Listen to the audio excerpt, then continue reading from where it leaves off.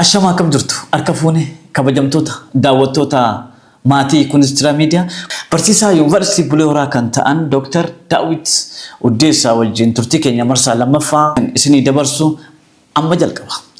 Karaa YouTube channel Kunis Jira miidiyaatiin subscribe, like, share, comment gochuudhaan nu daawwadhaa nu waliin tura. Ilaalcha hawaasaa maal irratti hundaa? Yeroo sana isa qaama miidhame sana ilaalcha isaa irratti hundaa jechuudha. Ilaalchi namoota kan siin jedhuuf wanta dubbachuun barbaaduuf barbaada. Namoota na fakkaataniif waan jechuu qabuun barbaada. Maaliif asirratti naannoo dhaladhe sanatti yeroo rifaatiin sun ta'een duuba bultii 7 mana yaalaa keessa ture. Abbaa koo qofattu na bira ture. Abbaa kootti na bira ture. Namni tokko achi na bira ture. Gaafas garuu gaafa gara manaatti deebi'u nama walta makamuu danda'a waan jedhu sodaan qaba ture. Garuu mana sana keessatti namni har'a sa'aatii kana carraa argadhe maqaa kaasu Teenoo galgaloo jedhama. Nama ogeessa yaalaa mana san keessa yaalu gaafa daa'ima waan baay'ee hubadhu akkamiin namatti makama jechan jedhu qaba jechuudha. Maal na godhaa ture natti hiiqee na taphachiisa ogeessa inni barumsa barattaa akkana taataa waan guddaa argattaa bakkee guddaa geessaa naan jedhaa ture jechuudha. Hamilee koo naatti deebiseera hamma ta'e jechuudha. Gaafa deebi'ee manatti dhufu dhugaa dubbachuudhaaf ijoolleen obbolaa koo maatiin koo akkuma duraatti na simatanii wanti sun na dagachiise jechuudha. Itti aanee akkuma siin jedhe sana gaafa duraanii qaamni miidhamni kun narra hin gahin gaafa horii eegu ijoollee waliin tissina diqqaa waan ta'eef horiin bineensattu jira ilmoolee re'ee kan guuru buluudoo jedhama. Re'ee hin ijjeessa malee fudhatu gaafan keessa jiru. Maaliif akka malee waan sana hordofa waan ta'eef. Isarraa ka'ee gaafa barumsatti na gataniis jechi kana ture waan ta'eef maaliif hin beekanu inni hin fayyadu waan ta'eef achitti gatame. Gaafa sana akka carraa ta'e maalidha hiriyaa keessaa fi jechooti jedhamu jira. Nama ta'e wanni jedhamu jira. Nama ta'uu qabaadhaa fi addeetti gatame kanatti nama ta'uu qabaadha wanti na keessa jiru jechuudha. Kanaafuu maal ta'e jechuudha gaafa barnoota garuu barnoota hin danda'e jechuudha. Waaqni gargaaree barnootaan cimaa ta'e gaafa sammaan ta'e jechuudha ciminni kiyya sochiin an godhu qaama hir'ummaa kiyya fiizikaalii haa argamu malee hin golle jechuudha. Hojiin koo hin golle jechuudha. Kanaafuu an guddinni kiyya harga har'aatti jechuudha. Bakka lama bakka ani yeroo itti dabarsu mana barumsaa fi mana waaqeffannaa keessattidha. Bakka waaqeffadhu sanaatti akkaataa Baaybiliin jedhu sanatti nama waan Baaybiliin jedhu eegatee amanamaa ta'ee jiraachuu jechuudha. Inni sun maal godhe jechuudha eenyummaa kiyya kan hir'ina kiyya naa gollee jira. Kanaaf namoonni hir'ina qabanus karaa kamiinuu yoo haa ta'u isaantu of wanti godha jechuudha. Of adda baasa isaantu of wanti godha. Anis namuma waan guman godha waan namni godhu kamuun godha jedhee hojiin inni hojjetu hir'ina isaa sanaan gollaaf. Adoo ani amma qaama hir'aadha jedhee socho'ee waa hojjechuu dhabee harka namaa eegadha ta'e akkuma san hawaasis na gallada. Maal homaa godhee danda'u jedhee achittis gatee deema.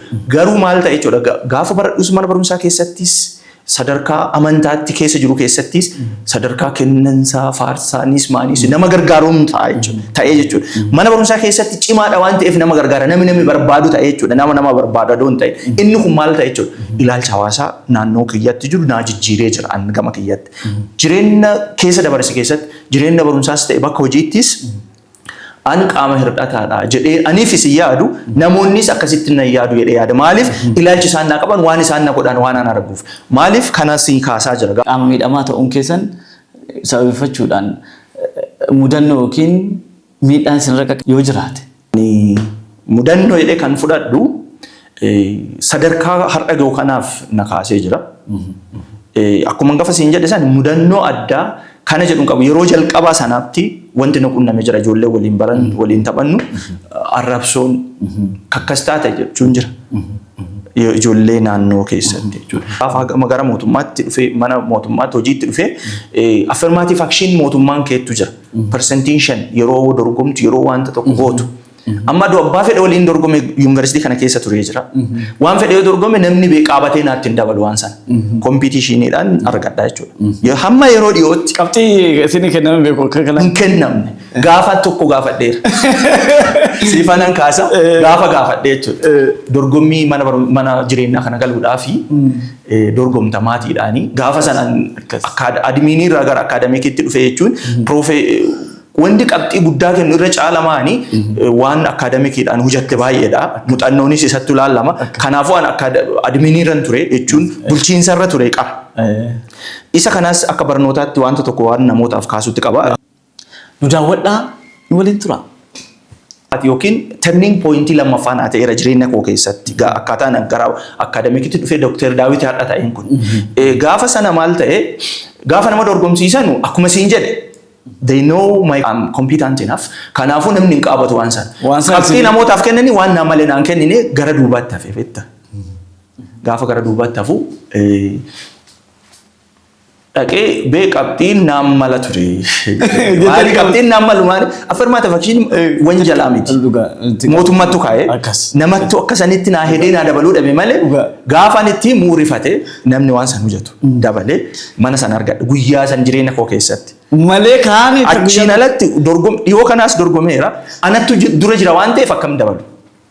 Addeetti gaafa barsiisummaas ta'ee gaafa addee kamittuu gaafa dorgomu kompiitanti ta'ee dura dhufa waan ta'eef eessatti dabalu. Eessatti dabalu. Maal tokkoffaarra jirtu waan ta'eef. Kaan tokkoffaarra jira waan ta'eef. Kanaafuu itti fayyadameen beeku namis hin qaabatu yeroo tokko wanti dhabanii bakka na deeggaruu qabanitti chaalenji na godhu. Yeroo baay'ee argeera yuunivarsiitii kana keessa yeroo tokko achi bahee qoyi akkamitti naadhaan waaqaaf haa galatu jedhee dhiisa. Maanii fi chaalenji na godhu garuu sila aduu akkaataa qajeelfama mootummaan baaseef hubatanii bakka itti na deeggaruu qaban ture. Garuu anatti nama deeggarsa barbaaduu miti isaanis isuma sana gula dadhabanii maal ta'an na chaalenji godhu jechuudha. Waan naa malu na dhoobu. Kan godhu maalidha kan siin jechaa jiru. Hawaasa keessa jiraachaa jiru kan waliinuu jechaa jiru kun harka tokko dhabuu koonaan ijaan arga malee hin beeku. Anis akkuma sanatti hin beeku.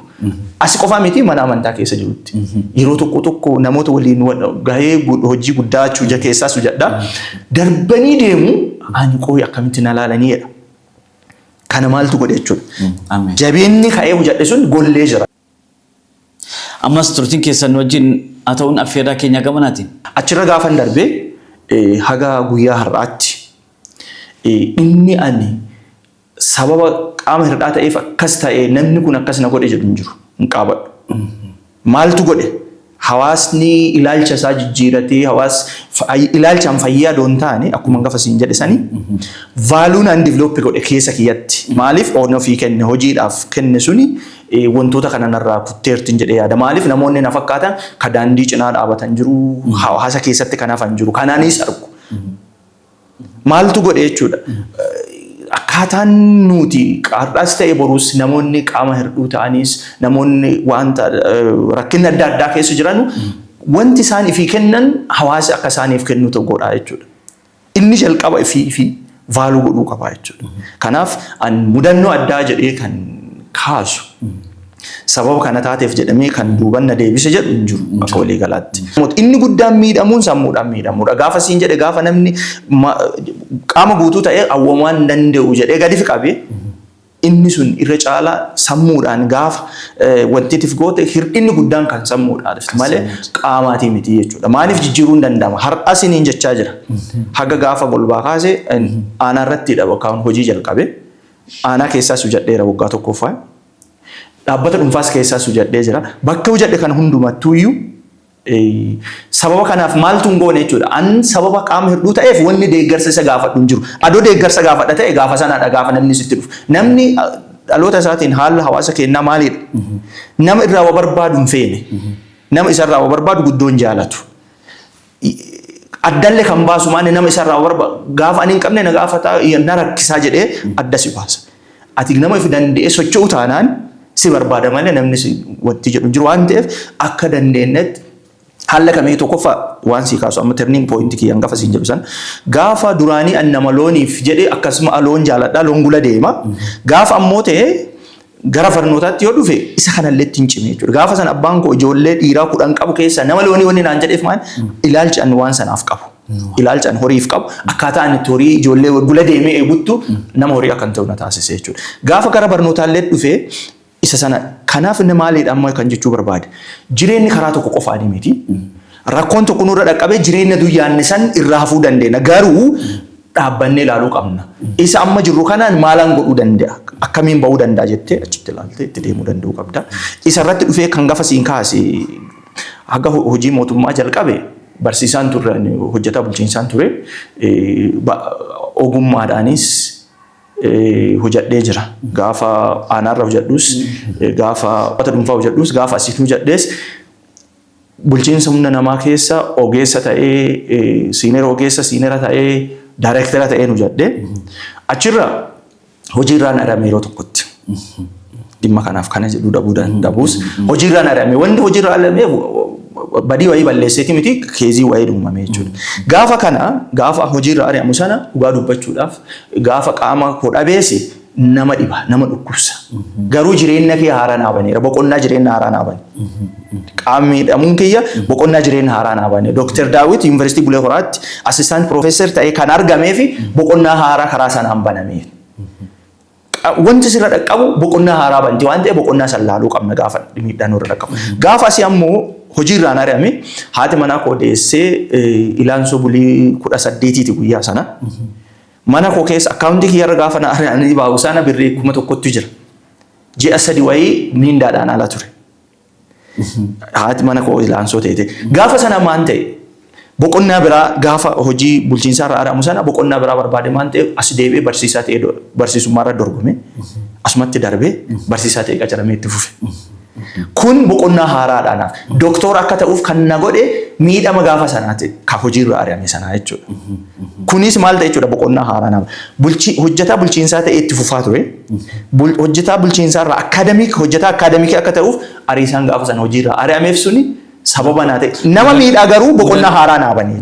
Barsiisaa Yuunivarsiitii Bulee Horaa kan ta'an Dr.Daawwit Uddeessaa iyyuu biyyi keenya qabdu keessaa ishee tokko isaan wajjin turtii taasisnaa ammas turtiin keessan wajjin haa ta'u affeera keenya qabanaatiin. Nama miidhaan beekta maatii qabattee hojiirra ari'amte miindaan sirraa dhaabbatee nama maatii bulchuudha. Ijoollee gaafa sana ijoollee sadiin qaba. Mucaan sadaffaan dhalateera jechuudha. Kan sadaffaanii jireenya qaba. Isa kanarratti gaafa sana garuu malee nama dhukkubsa. Garuu inni sun maal naa bane jechuudha. Boqonnaa kan akaadaamikii ta'uu naa bane. Boqonnaa haaraa bane doktara kan ta'eef sababa saniifi jechuu koo barbaadeeti. Kanaaf maal amma kan jechuu barbaadu. Waan nurra ga'u kamiyyuu boqonnaan nu banu laaluu qabna. Gaafa sana si dhukkubsa. Adumaa dhukkubsattu boqonnaan si banu laaltee seenuu dirqama qabna jechuudha. Maaliif wanti dhufu kamiyyuu waan biraa qabatee dhufa. Opportunity biraa qabatee dhufa. Miidhamni sirra dhufu sun. Garuu namni gaafa nama ta'uu danda'u maal ta'a jechuudha. Boqonnaa sana keessatti boqonnaa kanaaf aadaa safuu duudhaa uummata kanaa eeganii akka kabajanii akka jiraataniif dhaloota kanaaf dhaamsa maalii dabarsitu? Aadaa safuu irratti dhugaadha. Hawaasi keessaa dhalanne kun hawaasa guddaadha. Especially hawaasi keessa dhalanne hawaasa namoota biraa wal cacaalchisuu adoo hin taane namni akkuma siin jedhe nama. Garuu unique value qaba hawaasni hundi unique value qaba. Hawaasni keessa dhalanne kun akka waliigalaatti hawaasa guddaadha yeroo jedhu gatee dhufee hawaasni kun akkana adoo waan nuti amma saayinsiidhaan beekna jennu kana akkana laalee kallacha namaa laalee waan ati ta'e beekee sitti hima. Gadi ba'ee ifa laalee aduu laalee duumessa laalee waan bortaa waan bora dhufuu laala. Lattuu lafaa ollattu kana laalee barri dhufu maal ta'a jedhee haasa'a jechuudha. Hawaasni kun hawaasa guddaadha. Safuu guddaa qaba.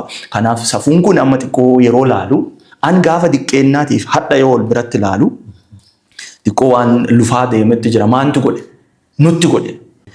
Hawaasni kun dhugaa dubbachuudhaaf jireenya dheeraa amma akaabootaa kee haga 8-9 laakkaa'uu danda'a. Duudhaa kan hawaasa ture aadaan isin ittiin bulaa ture sana wanti ammas turtii keessan wajjin haa ta'uun affeerra keenya qabanaati. Barnootaan wanti fooyya'uu qabu jira. Garuu maan ta'e baanee achi kan san lakkisne hawaasa kana garuu gara isa gooma jedhamee fudhatamu kanatti transform adoon godhini isa san harkaa balleessaa jirra jechuudha. Jalqaba abbootiin keenya ittiin nu guddisan suni akka jirutti eegamuu caala an baradhe waan ta'eef waan sanan godhu wanni kun sirrii miti maalii miti jedhaanii garuu isa sirriitti itti fidee as hin finne isa ni dura harkaa qabu harkaa ganne jidduu kanatti hawaasi giddu galeessa ta'e isa duraa kan san dhiise rakkoon baay'ee uumamaa jira.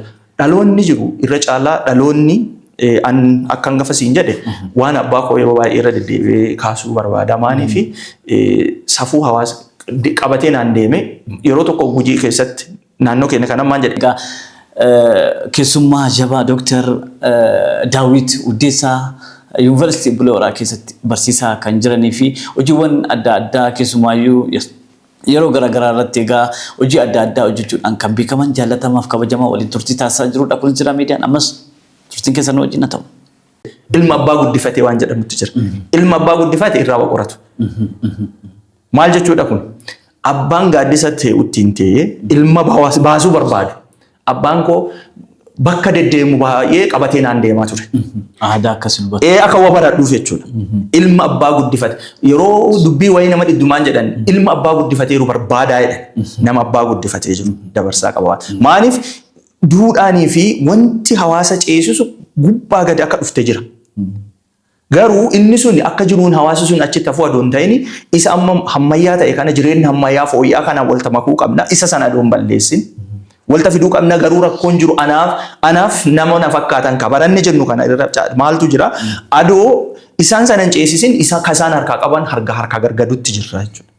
Kun ta'uun qabu keessattuu dhaloonni amma jiru kun maatiidhaaf valuu kennuu qaba. Maatiin waan guddaadha. An jireenya kee hadhaatii fi abbaa ila keessa ilaaluun barbaachisu haadha ila keessa ilaaluun barbaachisu safuu hawaasa keenyaa keessatti. Abbaan tarbaa ittiin fiigan tarbaa jedhamu. Tarba ittiin fiiguun dandeettu laana baata qaqqabataa baata malee addee ilaallataa baata. Namni guddaan siin dura ilmillee yoo ta'e hangafni akkasanitti ilaallama. Tarba ittiin utaalan. Kanaaf abbaan haati namni sii olii jechuudha. Abbaa yeroo jennu kasi dhale qofa doon ta'e namni sii olii. Hundi tarba ittiin utaalan. Kanaaf maalidha dhageeffachuudha waan inni jedhu dhaga'uu qabna. Hawaasni dhaloonni duubaa waan kana dhaga'uu qaba. Maaliif jireenya amma keessa jiru kanatti namoota haadhaaf abbaa namoota isaanii olii salphisanii maal akka ta'an arginee jirra. An amma miidhama kana keessatti dhugaa dubbachuudhaaf gaheen abbaan kiyya eebba abbaa kiyyaa waan guddaa jira.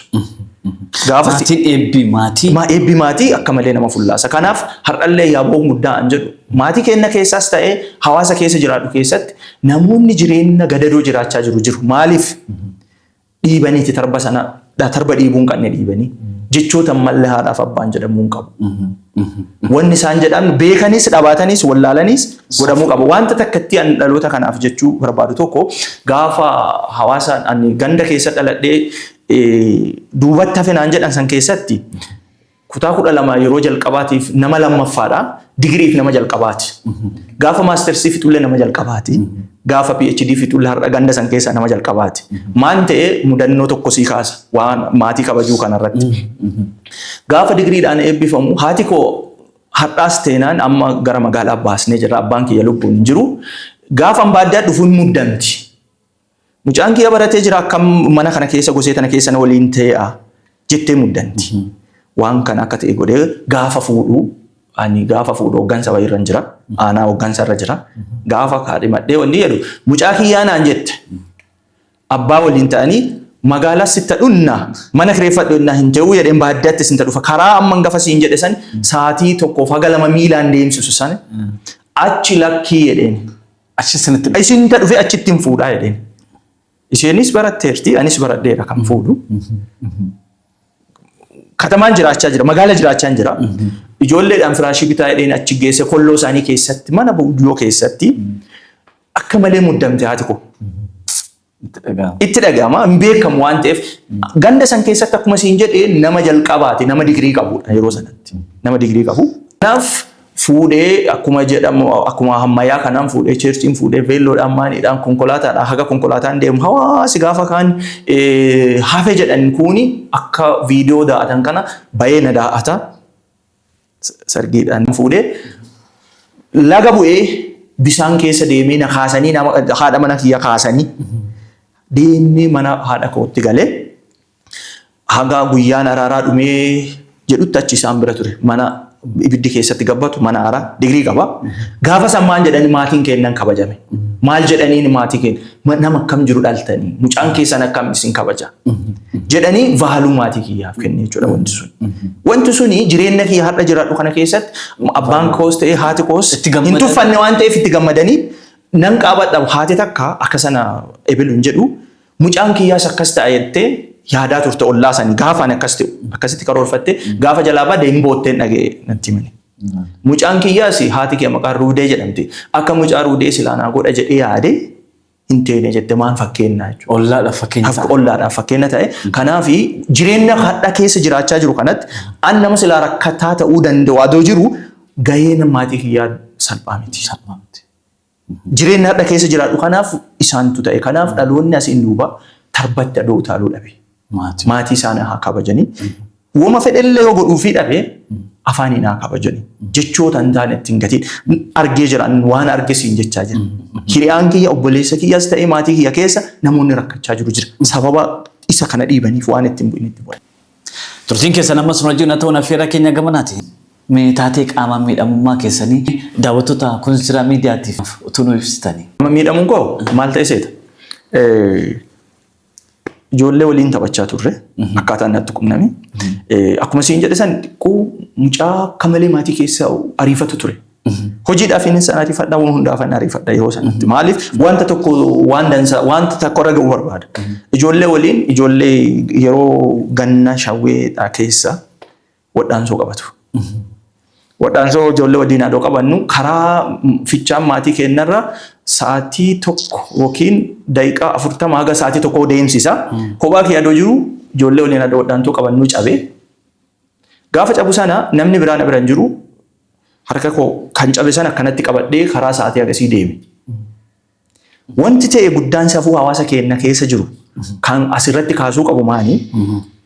Ogeessa natti yaamanii gaafa na hidhanu baadiyyaa keessatti hawaasa keenya keessa maanti jira namni lafee cabdee hidhu nama maatii isa waliin nagaa qabu ta'uu qaba. Hawaasa keenya keessa vaaluu jiru. Waan kana namootaaf kaasuu barbaada irratti jennullee hin jedheen beeku. Gaafa sana maan ta'e namni lafee qabdee cabdee hidhu nama hiituuf isaan nama yaamtee lafee cabdee hiisisittu nama nagaa walii qabdu kan maatii keetii waliin wal dhaban qabne ta'uu qaba jedha. Akkasitti yaadama. Garuu gaafa sana akka carraa ta'ee namni dhufee na hidha abbaa kootii wal dhaba qaba walimannaa adda addaa qaba. Torbaan lama mana ture fayyuu hin dandeenye akkuma jedhame wanti kuni gaafa sana namooti baay'een abbaa kootii kaasan dhaga'e. Maaliin isin nagaa waliin qabdan nama kana maaliif godhu? Harkaan hidhuu dhabaa miti. Vaaluu jirutti jira achi keessa. Hubatuu qabda jechuudha vaaluu hawaasaa. Garaan isaanii walitti nagaa miti. Sinin immoo kunuus hin qaban. Na qabanii na hidhanii na yaalaniiru ta'uu hin dandeenye wannichi. Torbaan lama gaafa mana turu lafee walitti qabatuu hin dandeenye hiddi walitti deemuu hin dandeenye haga lubbuun dabarsu ga'e jechuudha. Achii fuudhaniitu rareedhaan baasanii gaafa gara Nageelleetti hospitaal Nageellee gaafa san warra Kuubaatti harkaa qaba. Faranjootatti jiru gaafa sana. Hospitaalli garmalee guddaadha gaafasi. Jechuun namoota warra Kuubaa tokkotti hojjeta. Achi nageessanii narraa baasanii jechuudha. Uumama miti jechuudha. Uumama miti. Gara waggaa 9-10 keessatti dhabee addoo taphadhuun cabee siin jedhe. Isa kanarratti maaltu uumame dogongora gaafa yaalaata sana. Tokko gara mana yaalaa kaanti nan geessine asitti ammoo safuu hawaasaa eeganii nan yaalche. Namni na hidhe safuu hawaasaa kan eegee miti. Asirratti hubatamuu qaba. Maaniif jechi jisuun jira. Hin beeka abbaan koos namni sitti himaa ture. Maanii nama kanaan wal dhaba qadduu miti. Adoo jedhanu dhiyeenyatti jira waan ta'eef nama santu na hidhe. Sila dura araaramuu qaba yookiin. Wakti araaramanii wal tanagahuu qaban turani. Kun safuu hawaasa keenya keessa jiru vaaluu guddaa qabu. Gaafa cabsitees rakkoon dhufa. Garuu inni kana saniif si jedhuudhaa dhabu vaaluun sun jira wanna na qaabadhu jedhameeraanis abbaa kootiinis. Garuu akka carraa ta'e lubbuu koo dabarsuuf ture gaafa achi nageelchan hin beeku already sammuuf wallaaleera sadarkaa lubbuu na dabarsuutti ga'ee ture achitti akkuma jedhan achiin gaasan gaafa andammaqu abbaa koo qofattu na bira namni biraa na bira hin jiru akkuma gaafa siin jedhe san. Qaama miidhamtoota mana mootummaa keessas ta'e naannoo adda addaa jiraataniif ergaa maalii dabarsitu? Maal jettu? Kan jechuu barbaadu gabaabumatti qaama miidhamuu jechuun milkaa'uu dhabuu miidhamiti. Miidhamuun guddaanii sammuudha. Jalqaba isaan mataan isaanii vaaluu fi kennuu qabu. Namni qaama miidhame suni mataa isaatii vaaluu kennuu qaba. Anis akkuma nama kamii waan kamiyyuu jechuu danda'a. Garuu yeroo tokko gaafa sitti dhufu rakkisa. Akka malee si rifachiisa. Garuu yeroo sana maan ta'uu qabda. Rifachuu caala eega inni fedhee waan uumaan godhuu hin dandeessu. Eega inni fedhee godhee garuu carraan karaa kanaan naa banamu maanu jedhee jiraachuu danda'uu qaba. Harka namaa eeggachuun yoomillee taanaan kabaja guddaa siin kennu. Harka namaa eegachuu eessalletti kabaja siin kennu.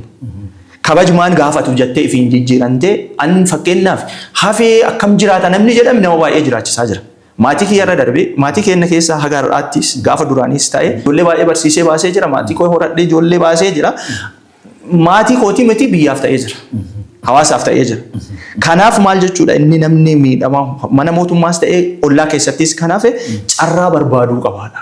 Maaliif inni kuni jireenya keenya fakkeenyaaf namni gaafuma jalqaba dadamu waan ittiin jiraatu tokko wanni sii kaa'amu jira. Adoo karaa keetiin beekin karaa biraa deemuu dandeessa. Dadaan si dade sun gara karaa keetii si deebisuudhaaf wanta tokko sitti fiduu danda'u. Ani amma akkuma siin jedhe san jireenya koo baradhee barsiisee jireenya kan naaf kaa'ame kan silaa garuu abbaan kiyya looniif na yaade. Adoo miidhamni kun narra hin gahin ta'e achitti hafee namatti karaa maaliif jireenyi kiyya sana waan hin taaneef hin rakkadha ta'a.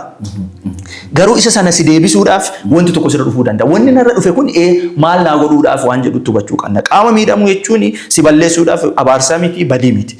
Garuu carraa keetti kan biraa sii banu kallattii biraa sii bana waan ta'eef haa laallu. Namni hagarraa carraa kennaa waliin argatin miidhame waan nurra ga'eef namni manatti hafnee jirrullee yoo jiraanne haa laallu. Kallattii biraa nu banee jira. Karaa nuti duddeemaan jiru suni kenna waan hin taaneef gara karaa nuti ittiin jiraannu haga lafa tanarra jiraannu jireenya kontiraataa jiraata. Eenyuyyuu qabaataan fedhen laa ta'u beekaa fedhen laa ta'u jireenya kontiraataati hin darba. Kontiraatiin dhumata hin darbina. Jireenya kontiraataa san keessa waan ittiin jiraannu nuuf kaa'amee jira. Garuu waan sana argachuudha ilmi namaa. Ifiinii miti kan dhuftu waan sana argachuudha. Sochootee waan tokko argachuu danda'u. Daawwiti akka daawwitiitti yoo fudhattaarra dhugaa dubbachuudhaaf waa'ee qaama miidhamummaa dhiisin beeku wanuyyuu hawaasni hin beeku dhugaa dubbachuudhaaf. Qaama koo qofattu maaliif waan namni godhu amma kompiitaraan hojjedha. Namni harka lama qabaatee kompiitaraan hin hojjetu baay'een isa. Waan godhu kamiyyuu Amaariffaan nan barreessa, Ingiliffaan nan barreessa, Afaan Oromootiin nan barreessa, kompiitara qabatee Amaariffaan namni hin barreessine baay'een jira. Haga namni hojjetu ol kompiitara waan namni hojjetu kamiin nu hojjedhaan. Waan namni hojjeta jedhame waan ani hojjenni hin jiru jechuu dandeessa. Kanaafuu har'alee teenaan sadarkaa yuunivarsiitii kana qofaa miti sadarkaa biyya idil addunyaatti socho'uu danda'a. Garuu carraa ittiin baatu ni argatte qofaadha. Malee kanaaf hawaasni namuu addee jirutti kan hojii argates kan hin argatinis jalqaba mataa isaatiif haaluu haa kennuutii jedha. Xumurratti ergaa yaada dabalataa yoo qabaattan. Hawaasi keenya kunis ta'ee namni barannee ogummaa qabnus ta'ee namni sadarkaa adda addaatti jirru wanta takka beekuu qabna. Amma sa'aatii keessa jirru kun sa'aatii dorgommii keessa jirra. Hundinuu qotee bulaan sadarkaa jirutti dorgommii keessa jira. Kan baratu barataan dorgommii keessa jira. Kan barsiisu barsiisaan dorgommii keessa jira.